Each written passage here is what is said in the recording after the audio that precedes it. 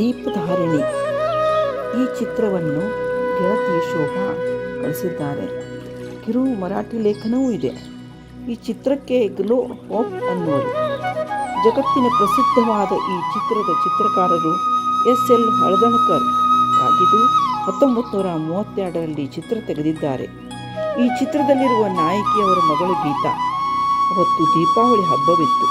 16 ವರ್ಷದ ಬಾಲೆ ತನ್ನ ತಾಯಿಯ ಸೀರೆಯನ್ನು ಧರಿಸಿ ಕೈಯಲ್ಲಿದ್ದ ದೀಪ ಆರಬಾರದೆಂದು ದೀಪದ ಮುಂದೆ ಕೈ ಅಡ್ಡ ಹಿಡಿದು ಹಣತೆ ಹಚ್ಚಲು ಬರುತ್ತಿದ್ದಾಗ ತಂದೆಗೆ ಅವಳ ಚಿತ್ರವನ್ನು ತೆಗೆಯುವ ಯೋಚನೆ ಬಂದಿತು. ಮುಂದೆ 3 ದಿನ 3 ತಾಸು ಅವಳು ರೂಪದರ್ಶಕಳಾಗಿ ನಿಂತಳು. ಜಲವರ್ಣದಿಂದ ಮಾಸ್ಟರ್ ಪೀಸ್ ಆಗಿ ಚಿತ್ರ ತಯಾರಾಯಿತು. ಶ್ರೀ ಹಳದಣಕರರು ಎಷ್ಟೋ ಚಿತ್ರ ಪ್ರದರ್ಶನದಲ್ಲಿ ಈ ಚಿತ್ರವನ್ನು ಇಟ್ಟರು. ಎಷ್ಟೋ ಜನರು ಈ ಚಿತ್ರವನ್ನು ಕೊಳ್ಳಲು ಮುಂದೆ ಬಂದರು.